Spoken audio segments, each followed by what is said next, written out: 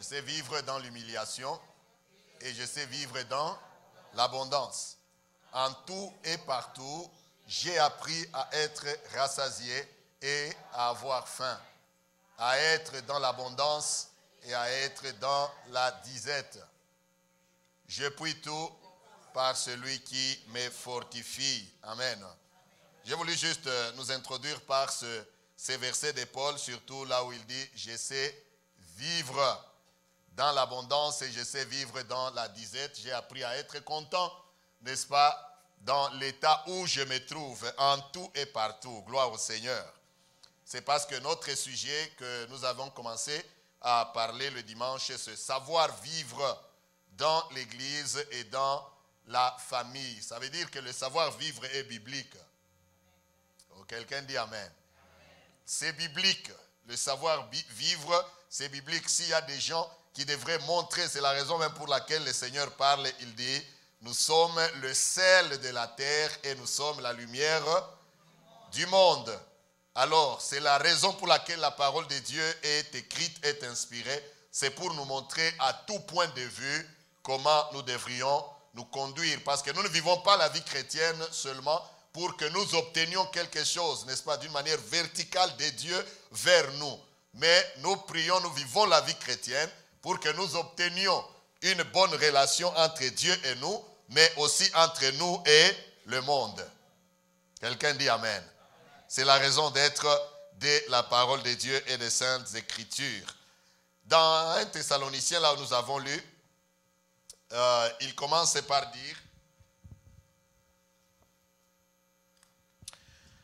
ne dormons donc point comme les autres, mais veillons et soyons sobres. Car ceux qui dorment, dorment la nuit, et ceux qui s'enivrent, s'enivrent la nuit. Mais nous qui sommes du jour, soyons sobres, ayant revêtu la cuirasse de la foi et de la charité, et ayant pour casque l'espérance du salut.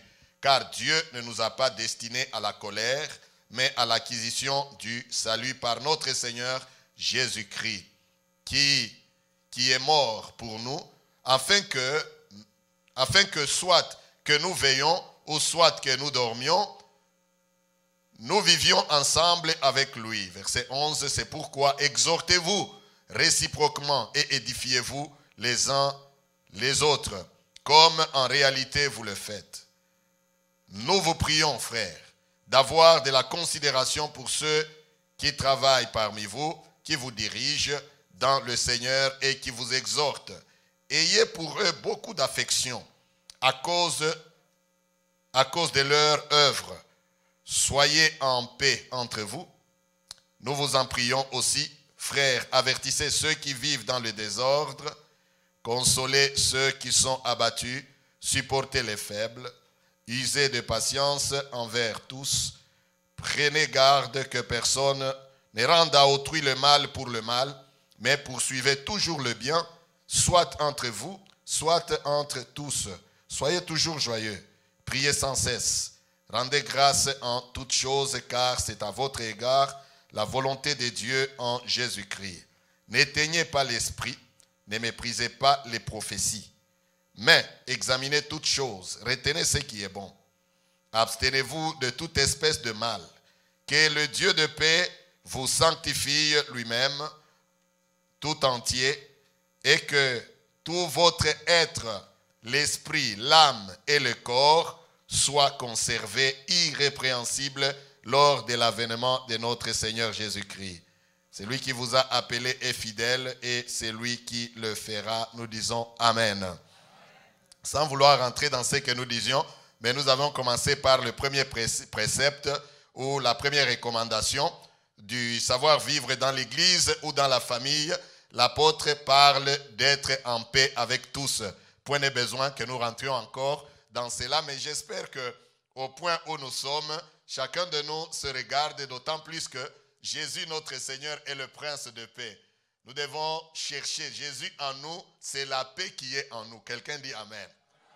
Jésus en nous, c'est la paix qui est en nous, et cette paix, nous devons la transmettre aussi au monde. Jésus, même avant de quitter le monde, il a dit, je vous donne ma paix, je vous laisse ma paix. Un enfant de Dieu, si tu n'es pas en paix ou si ton environnement n'est pas en paix, tu ne peux pas être en paix. Je ne sais pas si vous avez compris ce que je veux dire par là. Si ton environnement n'est pas en paix, un enfant de Dieu, tu ne peux pas être en paix. Amen. Donc, un enfant de Dieu, par tous les moyens, il cherche à ce que là où il est, qu'il y ait quoi? Qu'il y ait la paix. Et nous avions commencé le deuxième point. J'en ai un peu beaucoup ce soir. Je crois que nous allons courir vraiment derrière le temps, mais Dieu nous aidera à dire l'essentiel. Deuxième point, nous parlions d'avertir. Avertissez ceux qui vivent dans le désordre à partir du verset 14. Si ces textes peuvent vraiment nous être affichés seulement à l'écran, là je pense que ça sera une bonne chose. Comme ça, nous puisons dans cette mine et nous continuons. Amen. Nous avions commencé à parler sur ce deuxième point, verset 14. Il dit, avertissez ceux qui vivent dans le désordre. Je disais dans la première partie que avertir, c'est ça notre mission. Quelqu'un dit amen. Nous sommes enfants de Dieu, nous sommes témoins du Christ. Un témoin, c'est celui qui est appelé, comme la Bible nous dit ici, à avertir. Avertir quelqu'un, parce que la Bible nous parle d'avertir qui? Avertir à ceux qui vivent dans le désordre. Vivre dans le désordre, comme je le disais, c'est lorsque quelqu'un vit sans aucune règle de vie. Amen. Quelqu'un vit sans aucune règle de vie, sans penser aux conséquences des actes qu'il pose, ou sans penser, comme aujourd'hui je peux dire, les gens qui vivent sans penser au lendemain, sans penser à leur avenir, sans penser à leur futur spirituellement. Il y a beaucoup d'inconscients dehors là. Des gens qui vivent, ils ne s'inquiètent pas de ce que leur âme, leur vie sera demain. Quelqu'un dit amen. Je ne parle pas de la vie matérielle ici. Je parle de la vie spirituelle. Des gens qui vivent, les païens, ils vivent sans aucun souci, n'est-ce pas, de l'avenir. Ils ne se disent pas, si je mourrais aujourd'hui, qu'est-ce que je deviendrai demain? Est-ce qu'il y a-t-il un autre monde? C'est des gens comme ça là que nous disons d'abord, premièrement, que la Bible nous exhorte à avertir. Quelqu'un dit amen. Les avertir pour dire que il y a un monde qui vient. Pour dire que si tu quittes ce monde, tu entres dans un autre qui nécessite que tu sois préparé à cela. Disons amen bien. Parce qu'ils vivent dans le désordre, ça veut dire qu'ils vivent dans le péché. Nous devons les avertir du jugement à venir. C'est dans cela que Christ nous prend tous, son Église, comme ses témoins. En d'autres termes, lorsque nous vivons, nous sommes en contact avec des gens qui ne connaissent pas le Seigneur, nous devons nous rassurer, même ne fût-ce qu'une seule fois, tu lui as lancé une parole spirituelle ou une sémence qui doit toucher son cœur ou qui doit le ronger. De cette manière-là, tu es quitte que même si devant le Seigneur, un jour il te pose la question que je t'avais placée devant les gens qui ne me connaissent pas, qu'as-tu fait? Du moins, tu as parlé, même d'une manière directe ou indirecte, tu as parlé de ton Dieu ou tu as parlé de la vie à venir. Tu as averti. Disons amen bien. Deuxième aspect d'avertir, c'est parce que vivre en désordre, la vie, comme j'ai dit, les gens qui vivent en désordre, vivre dans le désordre a aussi à faire avec être paresseux. Amen. Donc le premier aspect de ceux qui vivent dans le désordre, ceux qui vivent dans le monde, dans le péché, insouciant de la vie éternelle. Deuxième aspect, vivre dans le désordre, ça a à faire avec la paresse. Quelqu'un dit amen. Dans d'autres versions de ces versets même, là où il dit avertissez ceux qui vivent dans le désordre, il y a des versions qui disent faites des reproches aux paresseux. Alléluia. D'autres versions, cette phrase-là dit, si vous lisez français courant par exemple, ou je ne sais pas, Darby ou autre, ils disent faites des reproches aux paresseux.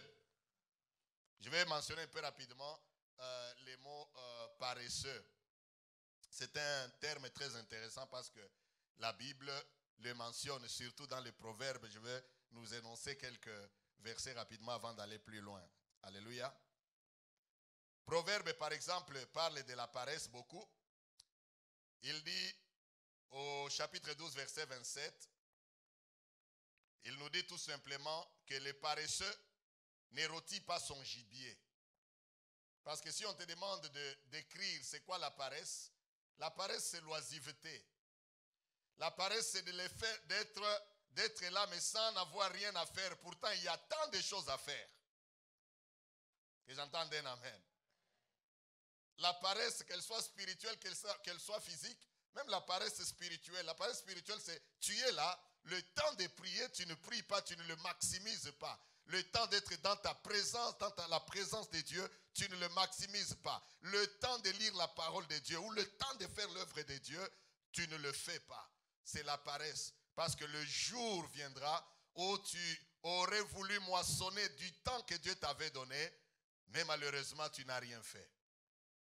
Alléluia. La paresse, c'est la raison pour laquelle Proverbe dit, le sage dit, le paresseux ne rôtit pas son gibier. Pouvez-vous imaginer quelqu'un, si nous nous mettons dans la peau des chasseurs, tu as ton gibier mais tu ne le rôtis pas, tu vas le manger comment? Amen. Ça, c'est une figure de langage. Il dit, le paresseux ne rôtit pas son gibier. D'ailleurs, il y a à se poser la question, comment même il a eu ce gibier? Amen. Comment il a eu son gibier? C'est pour dire que si tu as de la paresse dans une dimension, tu l'auras aussi dans l'autre dimension. C'est pourquoi nous, enfants de Dieu, la Bible nous veut des hommes et des femmes, des travailleurs, même spirituellement. Alléluia. Parce que nous sommes dans le cadre spirituel, surtout spirituellement, mais même la paresse physique également. Le chrétien, nous ne devrions pas être dans l'oisiveté. Les années passent, tu ne travailles pas, les temps passent, des années. S'il y a des conditions, par exemple, tu es dans une condition de maladie, là c'est autre chose. Amen. Amen. Mais un homme, surtout dans ce pays, dans des pays comme celui-ci, parce que vous voyez, les années passent très vite. Des fois, on ne réalise pas. Les années passent très vite, on va d'anniversaire en anniversaire, et très bientôt, on se retrouve, il reste 10 ans à la retraite. Je suis à 10 ans de la retraite, je suis à 15 ans de la retraite et je n'ai pas d'économie. Amen. Et je n'ai rien. C'est là que c'est de cette façon que nous devons, bien sûr, Dieu est un Dieu qui pourvoit, mais c'est de cette façon que nous devons raisonner et réfléchir. C'est la raison pour laquelle le proverbe dit, même dans Proverbe 19, 24, il dit, le paresseux plonge sa main dans le plat et il ne ramène pas à la bouche, à sa bouche. Il plonge sa main dans le plat, mais il ne la ramène pas à sa bouche. Proverbe 24, 30, je passe rapidement cette partie parce qu'on a parlé déjà d'avertir. Proverbe 24, 30, verset 30 à 34, il dit, « J'ai passé près du champ d'un paresseux et près de la vigne d'un homme dépourvu de sens. Et voici, les épines y croissaient partout. Les ronces en couvraient la face. Et les murs de pierre étaient écroulés. J'ai regardé attentivement et j'ai tiré instruction de ce que j'ai vu. Un peu de sommeil, un peu d'assoupissement, un peu de croiser les mains pour dormir, et la pauvreté te surprendra comme un rôdeur. Et la disette comme un homme en armes. Alléluia. Ça veut dire qu'il nous encourage, n'est-ce pas, à travailler. C'est la raison pour laquelle il dit, n'oubliez pas, je suis au point de avertir ceux qui vivent dans le désordre. Vivre dans le désordre, c'est vivre sans s'inquiéter du lendemain, mais aussi l'autre aspect, c'est être paresseux, c'est vivre dans le désordre. Paul encourageait les gens et lui-même en son temps au travail. Quelqu'un dit amen. L'église, nous devons travailler. J'aimerais un bon amen bien. J'ai dit que l'église, nous devons être des travailleurs et pour Dieu et pour nous-mêmes. Parce que vous voyez, l'église ne se bâtit pas. Jésus a dit, je bâtirai mon église. C'est lui qui bâtit l'église, mais il l'a bâti à travers les hommes. Alors, ce qui fait que ces hommes-là et ces femmes-là doivent être des travailleurs comme notre Seigneur est un travailleur. Jésus lui-même, Jésus de son vivant, dans ce monde, la Bible nous le montre clairement son portrait. Eh bien, pendant qu'il renvoyait la foule et les disciples, s'il a fait un miracle, il les a enseignés pendant 3 jours. D'abord, pouvez-vous imaginer quelqu'un qui enseigne 3 jours d'affilée, non-stop. Vous êtes affamé ou vous n'êtes pas affamé, il vous enseigne. C'est ce que la Bible nous dit. 3 jours après, ils étaient affamés. Ce sont les disciples qui sont allés lui dire, Seigneur, renvoie la foule. Ça fait 3 jours qu'ils n'ont pas à manger. Parce que Jésus enseignait, il allait d'un sujet à un autre. Les gens affamés. Même quand on dit que ventre affamé n'a point d'oreille, mais devant Jésus, ventre affamé avait d'oreilles. Amen. Il enseignait. Il faut venir l'arrêter pour dire, Seigneur, quand même, ils n'ont pas mangé, ça fait 3 jours. Et puis il répond, il dit, donnez-leur vous-même à manger. Comme pour dire que nous devons continuer avec telle réunion, parce que dans 3 ans, le Seigneur, ce que le Seigneur a accompli dans 3 ans, c'est ce qui continue jusqu'à aujourd'hui. Que nous sommes là assis. Quelqu'un dit Amen. Ça veut dire que le Seigneur, et même quand il terminait comme ça, il renvoyait la foule, les gens partaient, mais lui, la Bible nous dit, il ne partait pas. Il allait à la montagne pour faire quoi? Pour prier. Alléluia. C'est ça le modèle d'où nous devons tirer. Comme le temps devient beau, parce que nous travaillons dans son église, nous nous donnons à le servir. Nous nous donnons à gagner les âmes. Nous nous donnons même dans la parcelle comme ça. Nous venons parce que vous voyez, après l'hiver, il y a beaucoup de saleté. Hein? Oh, amen. Pour que notre église, que notre maison ne soit pas comme le champ du paresseux. Vous avez vu, nous avons lu que je suis, le proverbe qui, Salomon dit que je suis passé près d'un champ d'un paresseux, d'un homme dépourvu de sens. Il dit, j'ai regardé son champ, les épines y croissaient. C'est que les gens ont un œil d'observation. Les gens, dans le monde où nous vivons, les gens observent. Quelqu'un dit Amen. Ça veut dire que nous sommes l'église. Là, je parle dans le cadre de l'église. Si quelqu'un passe, par exemple, sur notre champ ici appelé église, s'il y a des choses qui ne marchent pas, il va regarder que ces gens sont des paresseux. Il regarde notre parcelle, c'est plein de neige. Notre parcelle, c'est plein de poubelles, plein de saleté. Et puis vous allez vers lui pour lui prêcher l'évangile. L'évangile où? Pour venir où? Là-bas? Non, il n'y a pas moyen, je ne peux pas. Mais lorsque les gens passent, ils regardent que ces gens sont des travailleurs. Les herbes poussent, on vient, on coupe. En été, des fois, l'herbe pousse ici, n'est-ce pas? Oui, donc l'herbe coupe. Parce que Dieu, ce n'est pas seulement spirituel. Oh, permettez qu'on dise certaines choses. L'œuvre de Dieu, ce n'est pas seulement spirituel. Et même la spiritualité se traduit par le physique. Si quelqu'un a un désordre spirituel, vous le verrez aussi, même ça va se traduire même sur l'aspect physique, sur les dehors. Que non, ces gens, ce peuple est un peuple paresseux. Continuons. Donc, les gens qui vivent dans le désordre sont dans ces 2 aspects. On nous parle, on nous dit que notre tâche, c'est de les avertir. Quelqu'un dit Amen. Ça veut dire, avant de passer, permettez, je dis ceci, si tu estimes que ton frère est un... Vous savez, dans ce monde, les gens passent, ils travaillent. Il n'y a pas un travail qui soit facile. Hein? Amen. Il n'y a pas un travail qui soit facile dans ce monde. Si Dieu t'a mis à un travail, fais-le. Alors si vous voyez quelqu'un, il passe de celui-ci, 2 mois ici, il part, il commence un autre, il cherche un travail facile, il faut l'avertir que le temps passe, accroche-toi à un travail. Amen. Bon, je passe.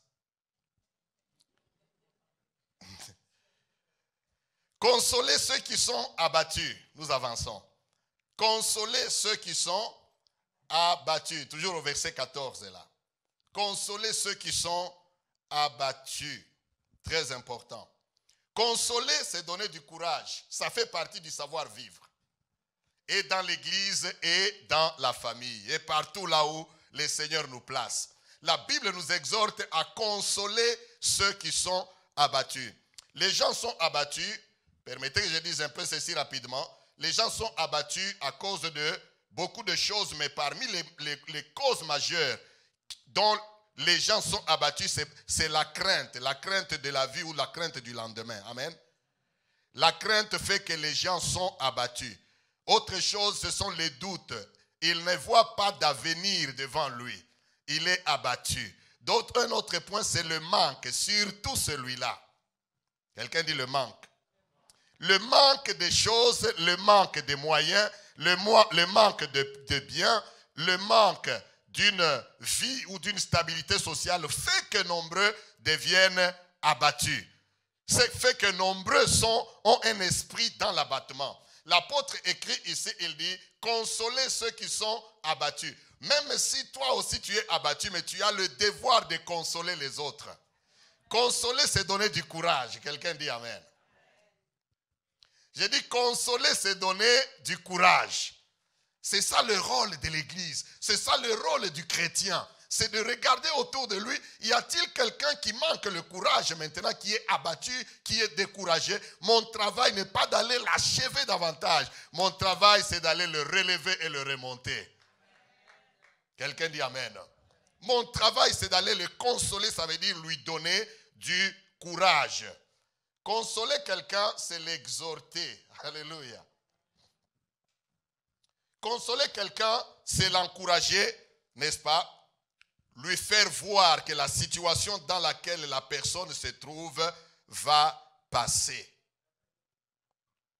Consoler quelqu'un, c'est l'exemple le plus remarquable dans la Bible. J'ai touché un peu à ça en passant le dimanche passé. Je vais un peu m'attarder là-dessus dans quelques minutes.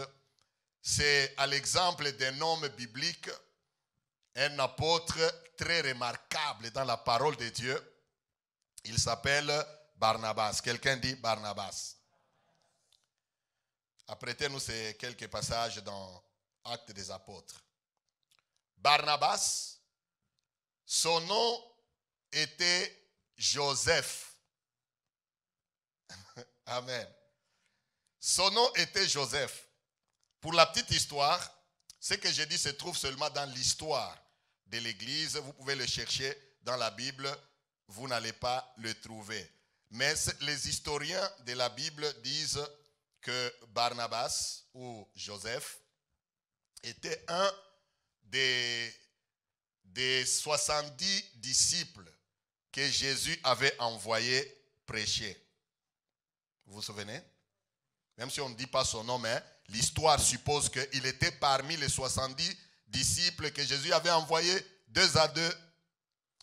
Et cela étant le cas, ça veut dire aussi que Barnabas était parmi les 500 frères devant qui Jésus était apparu à sa résurrection. Ça, c'est l'histoire qui dit ça.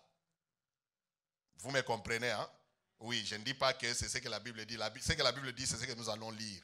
Mais ça, c'est ce que les historiens disent, que Barnabas, vu l'esprit qui l'anime tout le long de la parole de Dieu, c'est quelqu'un qui doit avoir vu Jésus. Il était parmi les 70, même si on ne les cite pas parmi les 12. Et il était en plus aussi parmi les 500 frères dont Paul parle, que Jésus est aussi apparu après à plus de 500 frères qui étaient réunis ensemble. On dit dans l'histoire que Barnabas devrait être parmi ceux-là.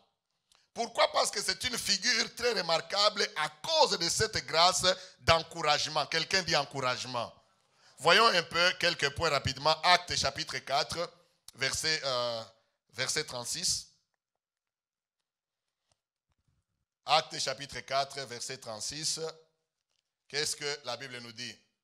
La Bible dit, Joseph, surnommé par qui? Surnommé par qui? Pourquoi vous êtes froid comme ça? Vous ne suivez pas? Joseph, surnommé par les apôtres. Barnabas. Donc il s'appelait Joseph, les apôtres. Ce n'est pas lui qui s'est donné un surnom.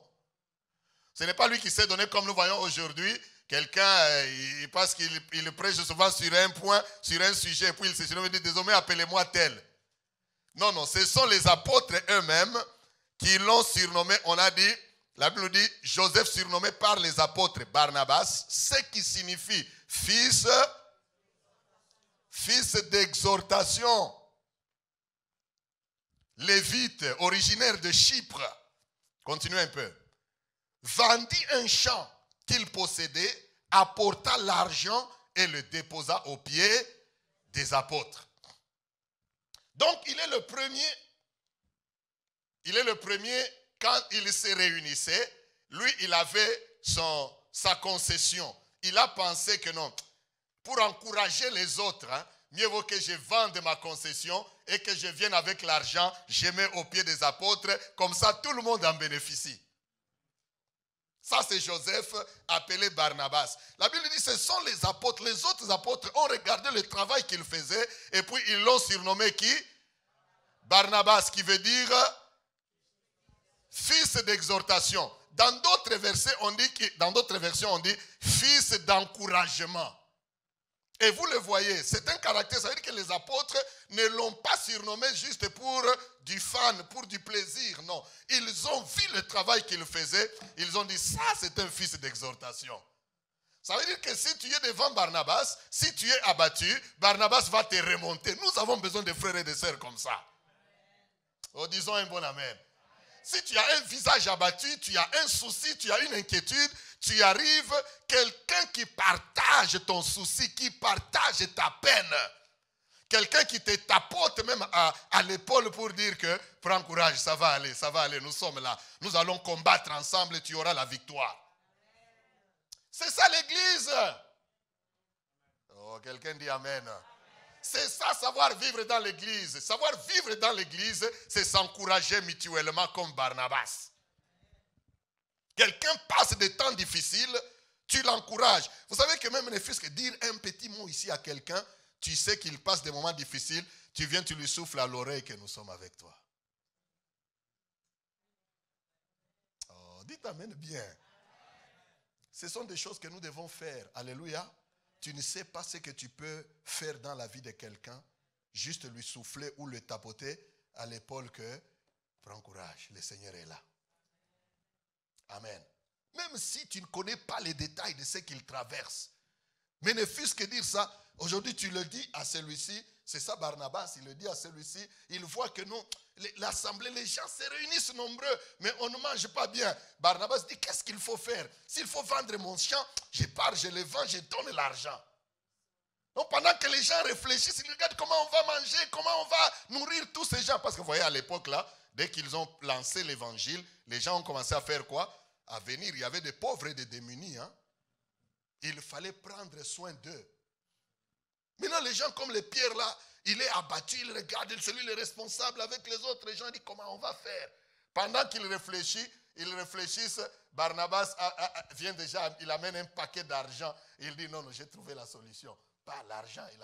Frère, où est-ce que tu as eu ça? Il dit, j'ai vendu mon champ. Amen. J'ai vendu mon champ. Et voici l'argent. C'est comme ça que vous voyez les Ananias et Saphira, eux aussi, ils voulaient imiter. Ils n'ont pas pu. Parce que quand tu n'es pas fils d'exhortation ou fille d'exhortation, ne fais pas des choses par comment on dit? Par imitation. C'est ça la mort d'Ananias et Saphira.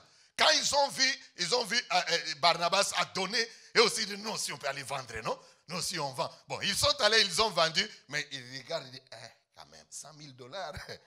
On est tout le temps à l'église. Papa. Et dans le temps, comment toi tu trouves? Il dit, allons, amenons quand même, amenons une partie, pas tout. Quand même. Il dit, ok, ça va. Alors si les apôtres demandent comment on va faire, on va dire qu'on a vendu ça, c'est 25 000. 25 000 c'est beaucoup. C'est comme ça que Saphir a parlé.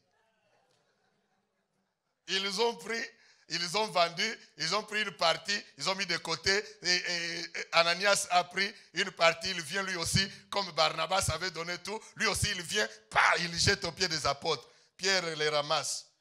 Il dit, est-ce que c'est à ce prix que tu as vendu le champ? Il dit, oui, c'est à ce prix-là.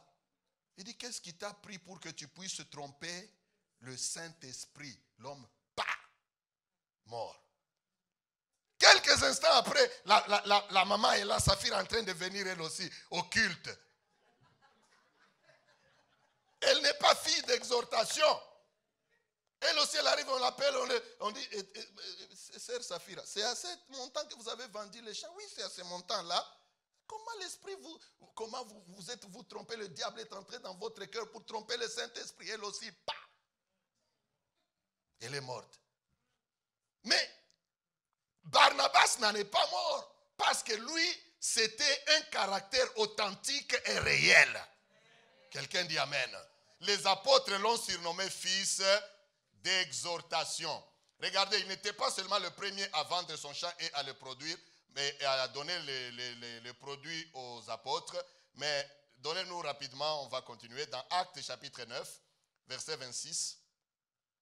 Vous allez voir, il y a aussi encore une autre chose là-bas qui est très intéressante de cet homme. Lorsqu'il s'est rendu à Jérusalem, Saul tâcha de se joindre à eux, mais tous le craignaient. Suivez bien cette petite histoire.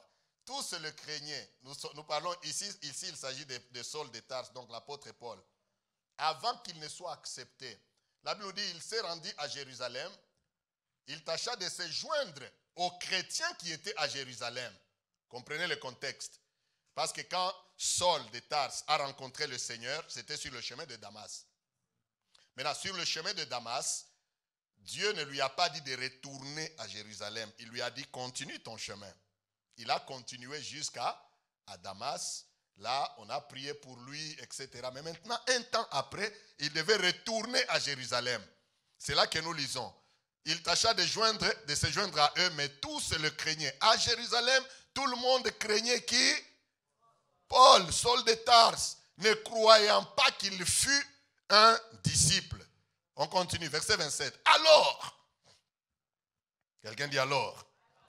Alors Barnabas, encore lui, l'ayant pris avec lui, le conduisit vers les apôtres et leur raconta comment sur le chemin Saul avait vu le Seigneur, qui lui avait parlé et comment à Damas il avait prêché franchement au nom de Jésus. C'est qui parle aux apôtres ici? C'est Barnabas. Il parle pour qui? Pour Paul. Parce que les autres sont en train de les craindre. Barnabas vient et dit, viens, moi je vais t'amener chez les apôtres. Il ne croit pas que toi tu es déjà né de nouveau. Il arrive, il commence à dire, ce frère ici, il est maintenant converti. Le Seigneur lui est apparu sur le chemin de Damas. Même à Damas, quand il est arrivé, il a parlé franchement au nom de Jésus. Qu'est-ce que le verset 28 dit? Il allait et venait avec eux dans Jérusalem et s'exprimait en toute assurance au nom du Seigneur. Quand il a dit ça de Barnabas, c'est là que tous les apôtres, maintenant les yeux se sont ouverts et disent, ah donc Paul est notre frère. C'est là encore un acte qui montre que Barnabas était réellement un fils d'exhortation. Parce que imaginez, si Paul n'avait personne qui puisse le conduire aux autres, les gens sont toujours douteux, les gens sont toujours, comment je dirais, sceptiques, hein? Distants. Frères et sœurs, dans l'église, nous devons briser ces barrières-là. Aïe, aïe, aïe, donnez-moi un bon amen quand même. Dans l'église, nous devons briser ces barrières. L'église, nous devons, vous voyez quelqu'un, et même un nouveau venu, une personne qui vient nouvellement d'arriver. Ne vous posez pas de questions. Elle aussi, elle vient d'où? Lui aussi, il vient d'où? Accueillez-le. Même si vous voyez quelqu'un, il se tient à distance, tout le monde surtout. Église, grandissons. Amen. Quand le Seigneur nous envoie les gens, chérissons-les. C'est le travail de nous tous. Ce n'est pas le travail seulement des pasteurs, des anciens, des diacres, des protocoles. Non, nous tous. Quelqu'un dit nous tous. Quelqu'un vient d'arriver, allez, saluez-le. Pas seulement ici le saluer quand la chorale chante je t'aime de l'amour du Seigneur. Non, même à la sortie. Alléluia. Même à la sortie. Quelqu'un va être encouragé lorsqu'il va voir une personne là qui vient, qui le salue. Oh, bonjour ma soeur. C'est vous qui êtes venu pour la première fois. Gloire à Dieu. Comment vous avez trouvé le service? Vous vivez où? Vous habitez ici à Toronto? Oui, c'est ici, c'est là. Un entretien. Il y a des gens qui passent des jours et des jours. Il n'a pas l'occasion de bavarder avec quelqu'un.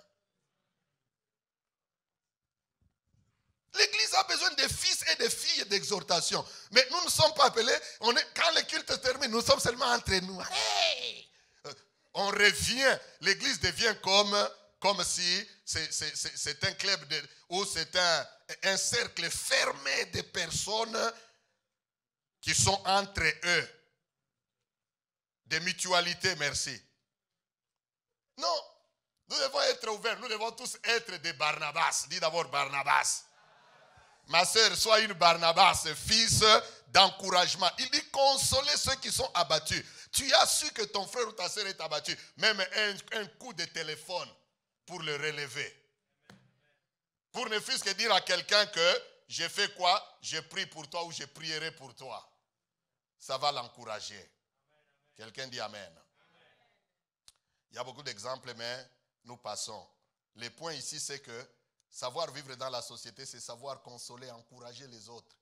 Même dans nos familles, il faut savoir s'encourager. Savoir encourager les enfants. Amen. Amen. Savoir encourager sa femme. Savoir encourager son mari. Si vous avez des difficultés, quelqu'un qui a une difficulté dans une langue, ici où nous sommes venus, peut-être vous venez d'arriver, quelqu'un a une difficulté à parler en anglais. Ce que j'aime des anglophones, c'est l'encouragement. C'est là que les anglophones dépassent de loin les Français.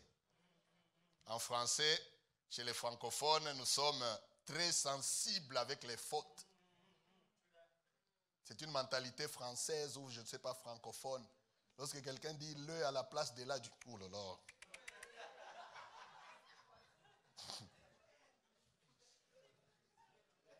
Où est-ce qu'il a étudié lui là?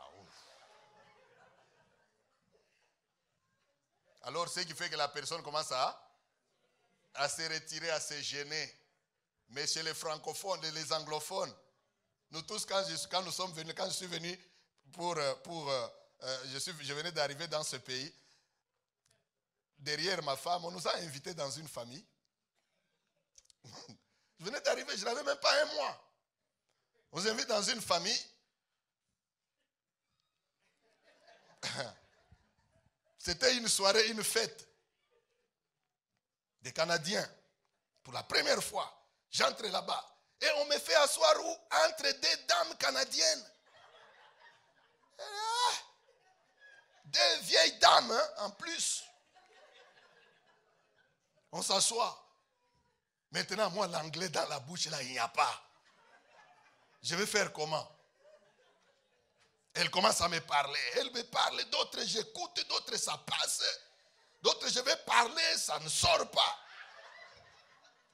Je dis, mais qu'est-ce que ça va être ici? Mais je m'efforçais avec ce que je pouvais là. J'entends une des dames là qui dit, elle dit en anglais, elle dit, you speak a good English.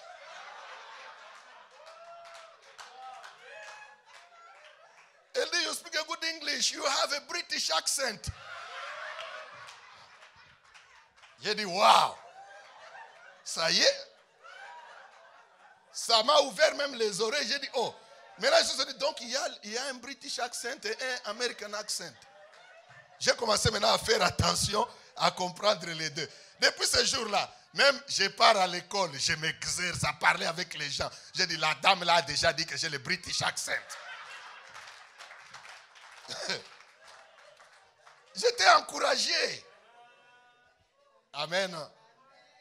C'est pour dire que dans la vie, dans la famille, dans l'église, même à l'église, quelqu'un passe ici, il prêche pour la première fois. Il tremble, mais vous pouvez sentir que non, ce frère a une touche.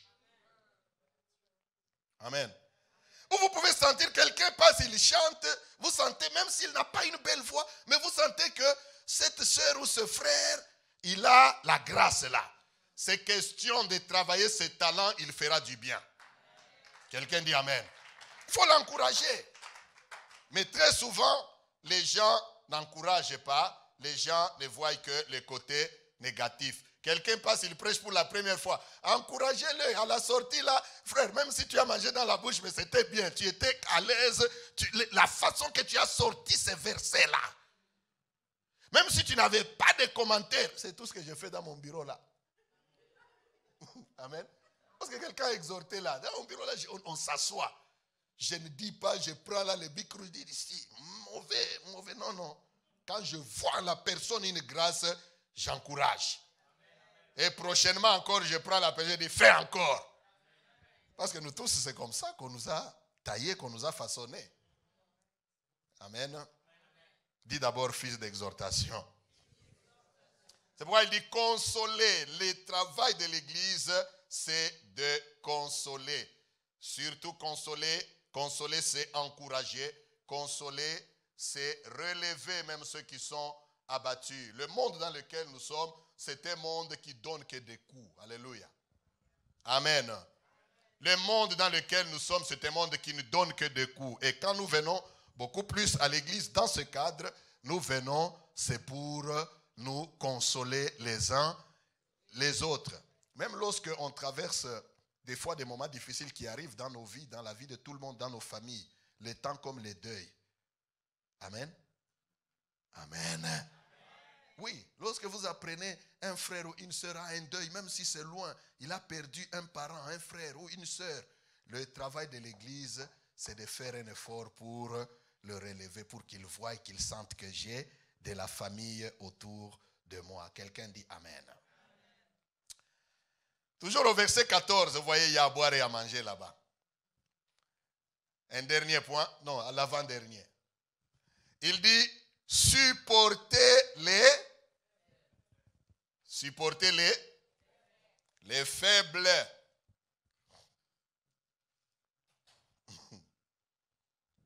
Supportez les faibles. Vous voyez que tout cela, c'est tout.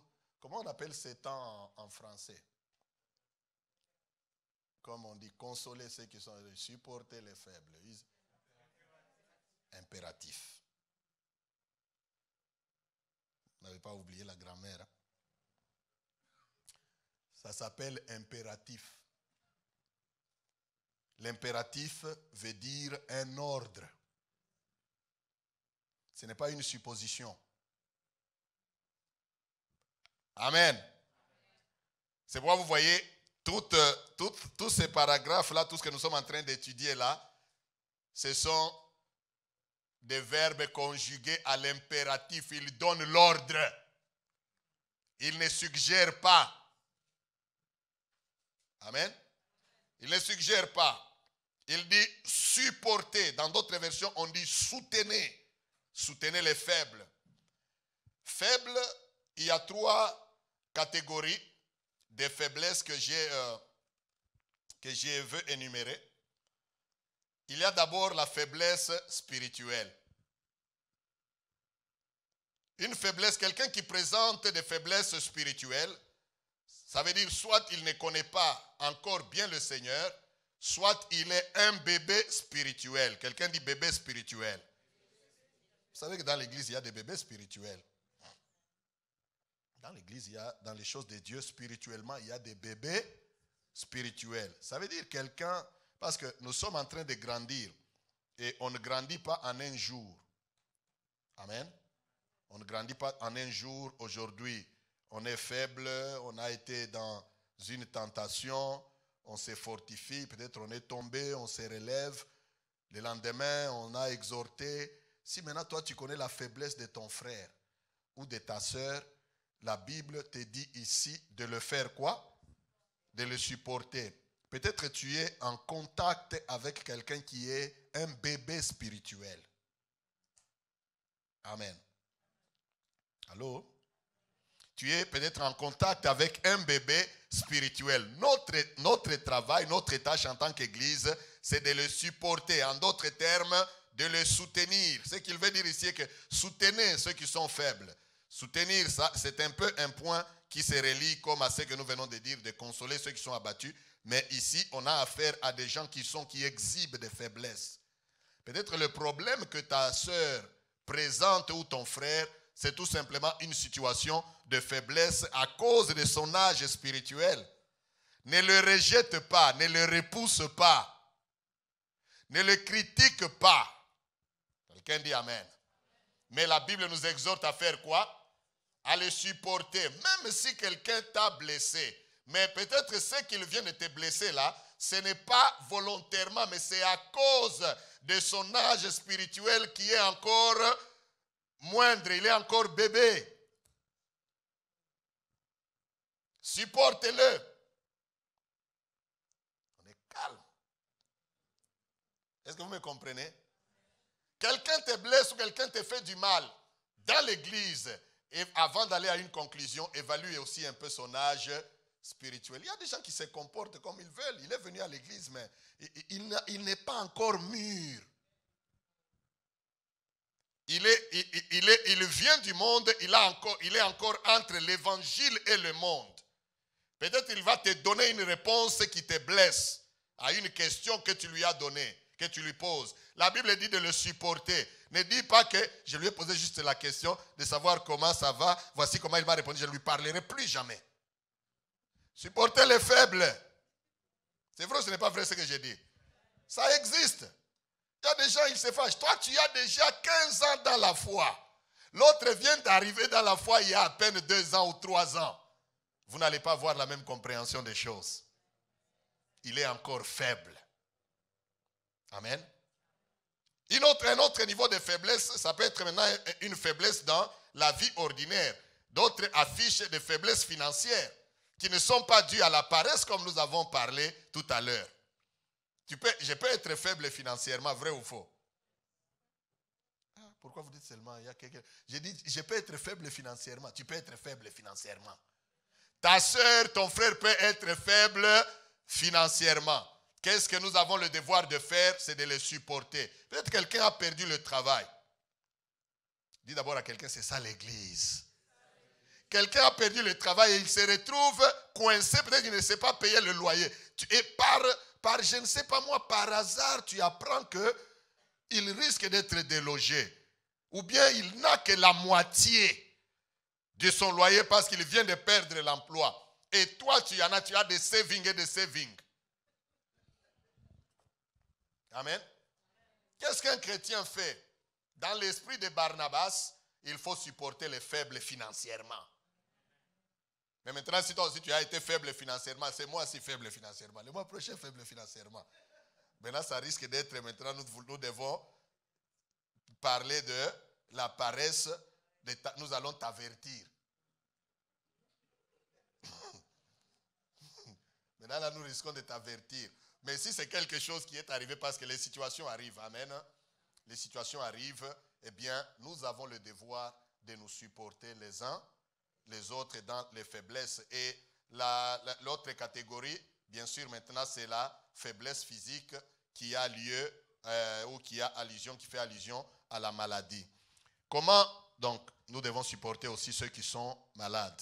Ici, je peux dire en tant qu'Église, nous devons, Église, même si j'apprécie beaucoup des frères et des sœurs parmi nous qui visitent souvent, qui fortifient, qui prient pour les gens lorsqu'ils apprennent que tel est malade, on le supporte, on prie pour la personne.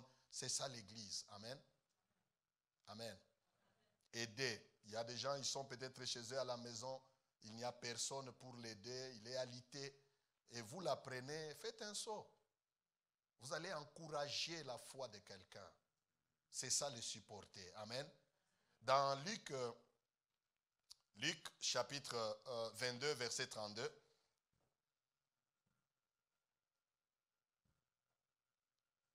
Jésus dit ceci. Luc chapitre 22. On peut commencer à partir du verset 30 ou 31. On va s'arrêter bientôt. Ça, c'est le verset quoi? 30. 31, s'il vous plaît. Le Seigneur dit, Simon, Simon, Satan vous a réclamé pour vous cribler comme le froment. Mais j'ai prié pour toi, afin que ta foi ne défaille point. Et toi, quand tu seras converti, affermis tes frères. Ça, c'est Jésus qui parle. Donc, je peux dire ici, supposer que Pierre présentait des faiblesses spirituelles, parce que le diable, Satan l'a réclamé. Nous l'avons vu, n'est-ce pas? Satan le réclame. Même s'il présentait des faiblesses financières, peut-être c'est venu du diable. Il n'a plus d'argent. Pierre est en crise. Même s'il présentait des faiblesses physiques, c'est une attaque du diable. Jésus lui dit, Pierre, Simon Pierre, Satan t'a fait quoi?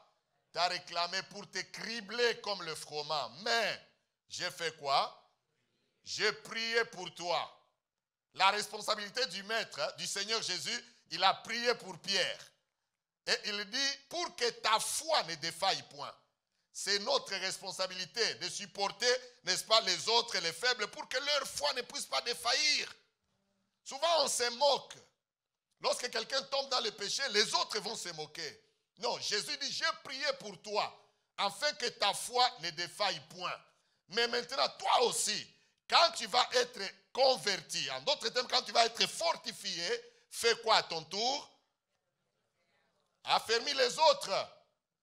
Donc, la vie chrétienne, c'est un maillon. Nous sommes connectés les uns aux autres. Je suis faible, mais je tiens parce qu'il y a mon frère ici qui me soutient. Je deviens fort. Lui aussi, à un moment, il va être faible. Je suis là, je le soutiens pour qu'il ne tombe pas. Et nous avançons ensemble. Nous ne nous moquons pas les uns des autres. Quelqu'un dit Amen. Et c'est de cette manière que lorsque nous nous mettons à prier devant Dieu, à demander quelque chose à notre Dieu, le monde verra que nous sommes réellement ses disciples. Nous nous aimons et tout ce que nous demanderons, le Père commence à les déverser dans notre vie parce qu'il voit que notre force est les uns dans les autres. Je compte sur toi, tu comptes sur moi, nous comptons nous tous sur celui-là. Celui-là compte sur nous et c'est ça l'Église. Quelqu'un dit Amen. Supporter les faibles. Nous les supportons par la prière, nous les supportons par la parole. Et aussi, il y a des faibles, nous les supportons par les biens. Quelqu'un dit Amen. Que Dieu bénisse sa parole. Amen.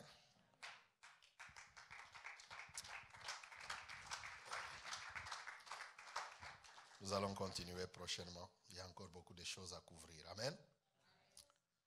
Que Dieu nous bénisse. Nous allons nous lever dans la présence de Dieu. Notre temps est fini.